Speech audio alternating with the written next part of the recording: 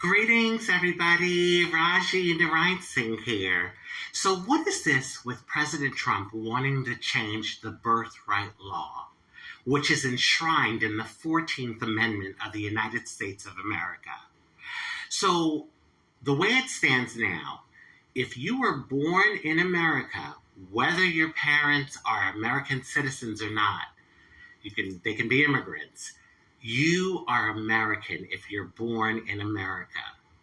Okay, what he wants to do, from what I understand, is he wants to make it so you have to have one parent that is an American citizen. The other one is an immigrant, but you need the other parent to be an American citizen if you are going to be American. Born in the USA and considered a citizen of the United States of America. So, if that's the case, I'm safe, y'all, because my father was an immigrant, my mom is American.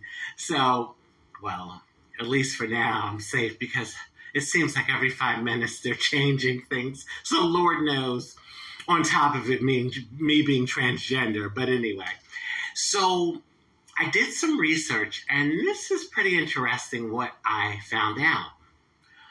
President Trump's paternal grandparents were both German. They were from Germany, so they were immigrants to America, to the United States. And if the law that he's trying to put in effect was back then, that means that President Trump's father wouldn't have been American, an American citizen.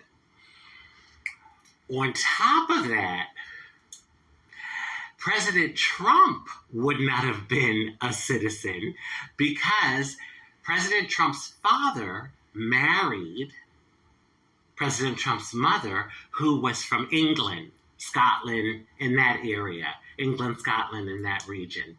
She was not American. So he would not be an American citizen. Can we deport him? Can we? Can we please deport him? Oh my God, it is just such a shit show to me, y'all. Really. These folks, and don't get me wrong, I know that a lot of it is two sides to one coin. There's, a lot of crap that goes on the Democratic side too. I get it. I'm a Democrat, but I can acknowledge that. However, these folks are just like full out blatant about it. They want black and brown people to know we don't like you. They want LGBTQ people to know they don't like us. I mean, so blatant. But hey, maybe that's better because you know who your enemies are as opposed to the snake in the grass. Anyway, that's a whole other video. But it's just so disgusting to me.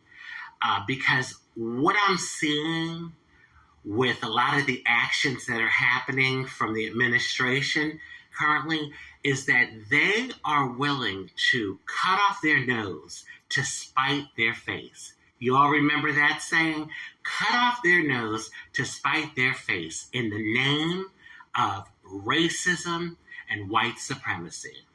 Oh yeah, I'm going to call it as it is. And I have a number of white friends who have told me that, Rajee, this is about racism. It is. They can try and people can say, oh no, the price of eggs and da-da-da-da-da, and I'll make all the excuses. But to the core of it, and this information is coming from white American people.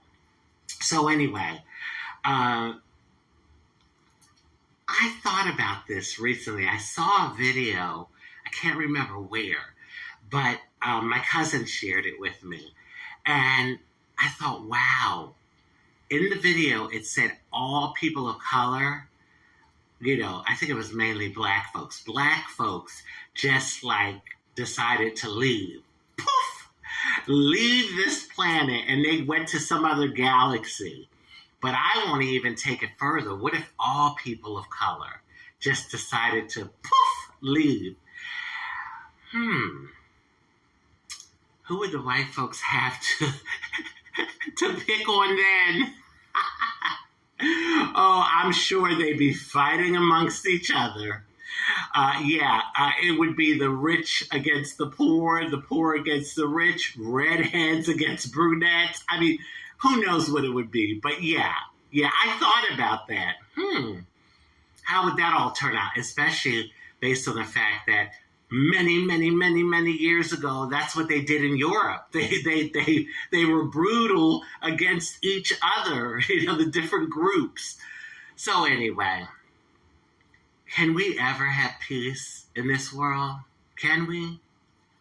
I'm not delusional, but I'm just asking the question. And I guess I can hope. I can hope for that.